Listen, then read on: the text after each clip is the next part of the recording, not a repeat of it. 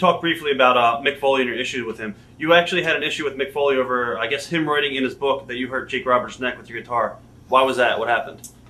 I'd heard from the fans. I have never read a wrestling book. I don't read the wrestler's book because I picked up the Arn Anderson book one day when Arn did a book a long time ago. I picked his book up on the shelf one day,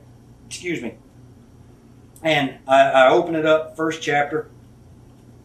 He mentions his first match with Bob Armstrong, but mentioned nothing about he was a young heel and Bob Armstrong's making a comeback, and Arn took a bump. His name then was Marty Lundy. Bob hits him, he goes down, takes a bump, doesn't get up as fast as Bob wants him to. Bob reaches over to pick him up, grabs him by the top of the hair, pulls the toupee off. And Marty had it glued on, so it just ripped all the skin off like he'd been scalped. But he didn't mention, I thought if you're going to write a book, that would be a story you would put in your book. That I had a toupee on and the guy reached down and pulled my toupee off. Bob looked at it, he didn't know what to do, threw it out to the audience. it's funny as hell. It's a great. I would hope someday if they still have the footage they could ever show that, because that was one funny moment in professional wrestling. It's a funny moment in television, period. But he didn't mention that in the first chapter of the book. So then he got into, by the time I got to the second chapter, he was already Flair's stooge and riding the highways with Flair. So I closed it, put it back on the shelf, walked away. All these books were coming out. They're all writing books. And then I hear somebody said, Dynamite Kid says in his book that he took you in the locker room, slapped you around, and you cried like a baby. Didn't happen. Never happened. Dynamite Kid and I had a confrontation. We went in the locker room. He screamed and cursed, but he never put his hands on me. I sat there and watched him in a drunken little man English rage. And that's all he was, just a drunken little Englishman. Go off on something that had been blown out of proportion about Harley Race, and Harley and I never had an issue about it because it was something I never said anyway. Anyway, he put that in his book, which was not true. And I heard about that. So then I made a statement about Dynamite Kid's in a wheelchair. He's getting, he's getting what he deserves. Not being in the wheelchair, no one deserves that. But having a life of pain and agony, because he caused pain and agony for a lot of people in the locker room. He did a lot of nasty things to people.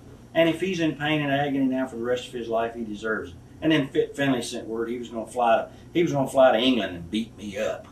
Well, that's real good, Fitz. You're one of these executives in the WWE right now, and I'm sure their shareholders would love to know that if somebody disagrees with the WWE, you're going to go there and beat them up. Oh, what some bullshit. I said, hey, look, you don't have to fly to England. You can find me any day of the week on Monday, Tuesday, or Wednesday at the golf course at Superstition Springs in Arizona, in Mesa, Arizona. But I tell you what, don't come on the golf course, I'll stick a 9-iron up your ass. Okay? Don't fuck with my golf game. But with Mick, then people tell me, Foley mentioned you in his book. They didn't tell me anything else, and I didn't read the book, and he's done very well with his books. That he mentioned you. He had some good things to say about you. Good things, okay. I didn't ask what. Then I go along and Lawler writes a book. Here it is, Chester the Molester. He's out here, he's writing a book now. And all he does in his book is talk about his long lost cat, his third teenage bride. So that's not much of a wrestling book, but he puts in his book, once again, another lie. He put in his book that I deserted their territory, and that shithole territory they had in Memphis. I deserted them. Those sorry thieving bastards, him and Jerry Jarrett. I deserted them to go to McMahon. Get your facts straight, Lawler. I'd been away from your territory for about 4 years. I had done 2 tours in Canada and back in Calgary again with the Harts. I was working for Stu Hart when I went to the WWF. Wrong again. Then Hogan writes his book. Then Hogan says, he don't say that he met me and I gave him a bed to sleep on. He never mentions any of that stuff. He never says, we threw our bed, Dr. D. David Schultz and myself, we threw the beds down and we slept on the box springs and he slept on one mattress and Eddie Leslie, Brutus the Barber Beefcake was on the other mattress. He doesn't mention that I gave him my car so he could go out and frolic with the girls at the nightclub one night. He never mentions that. But what does he do? He puts in his book and spells my name wrong. For Christ's sake, at least spell my fucking name right. Even Lawler spelled my name wrong. Come on, who are the people that's proofreading these things? So that's, you know, and then Ric Flair got his book, came out with all the nonsense where he's people get on to me about being controversial, but these motherfuckers write books. And then Flair's knocking damn near everyone in the business. But yet if I say Ric Flair saggy boy, woo, saggy boy Ric Flair, then I'm saying something bad. Or Ric Flair's matches are all the same for the last 25 years. You know, I'm wrong. But then now that he's knocked other people, everybody's saying the same thing about him. But back to Foley. He put in his book that I hit Jake Roberts so hard with the guitar, with the best guitar that was ever made, that I hit Jake Roberts so hard with the guitar, it damaged Jake's neck, and Jake shortened his career or something, and Jake had to go have neck surgery. So all this culminated in just kind of like, you know, it's like this is just burning my ass, all this nonsense. So I fired back. And I fired back by saying, Foley, you should get your facts straight. I didn't hit Jake with the best guitar that was ever made. It was some cheap bullshit they bought somewhere. It was a good guitar. It was good. It was big. It was heavy. But Foley didn't come and ask me. He took Jake Roberts' word for it. Now, we all know Jake, and Jake's got his demons, and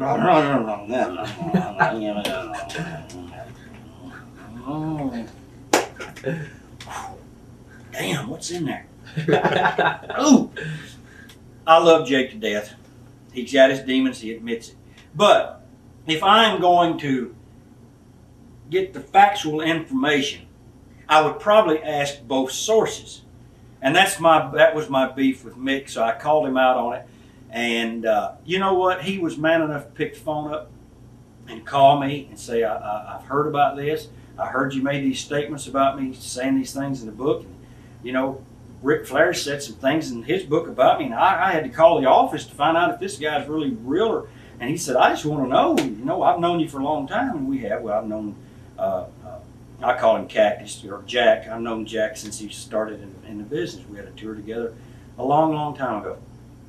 And I liked him, and I liked what he did. I told him, if you keep doing this, you won't be around very long.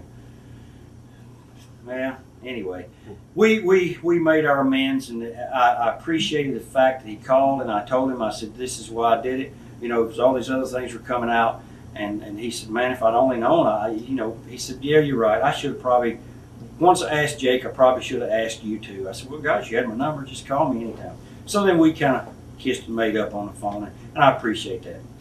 What are your thoughts on Mick Foley as a person and worker? He took something. He took the stunts and the things and the acrobatics, the hardcore, to a different level than we did. I say we because I feel like myself, Lawler, Dundee, and Spot Moondog, Larry Latham, God bless him, he's gone now, passed away. At least he passed away in the ring, and we'll talk about some of the guys that's passed away. At least he passed away in the ring, died of a heart attack while working. We kind of created this hardcore in the Tupelo concession stand match in Tupelo, Mississippi, and there was a young kid, I'll tell this story. There's a young kid that was there breaking in that watched this and saw it, and he obviously liked it, and he eventually met up with Paulie Dangerously and some of these other guys around Philadelphia, and he brought the concept to Philadelphia, and they created ECW, and that young man's name was Eddie Gilbert, and God bless him, he's gone now. But we kind of created this, and I see this young guy, he's not young anymore, but I see him around. He's taken Mick Foley's hardcore to a really, really extreme level as Madman Pondo. Yeah.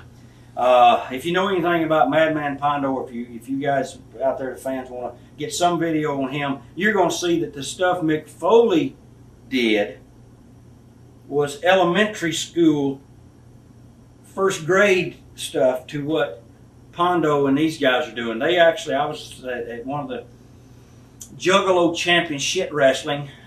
That's what it's called. I'm not interjecting that word now. It's Juggalo Championship Wrestling for the Insane Clown Posse.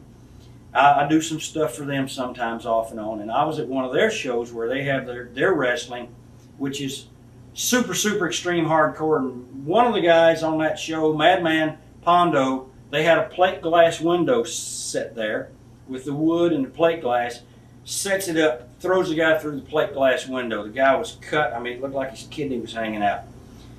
Anyway, these guys that do this are flirting with death. It's suicidal. So, but they've taken it to a level where Mick never took it.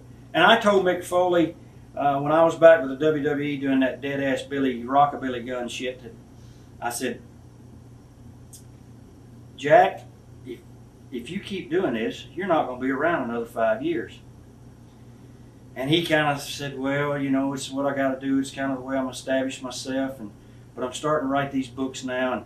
And he found an avenue to actually get away from the wrestling, which, you know, is always good if you can, because athletes and pro sports need to find something else before they really just shit can and kick dry out the door. But anyway, I went back to him later on then, a couple of years later when I went back for the Royal Rumble 3-4 years later, and I went and I apologized. I said, I got to apologize to you. For what? I said, I told you you wouldn't be around in 5 years. I said, you've already outdone that. But I said, I promise you, if you keep doing it, you won't be around 5 more. And so far, he's not wrestling very much now. Watch thousands of exclusive shoot interviews right now on TitleMatchNetwork.com.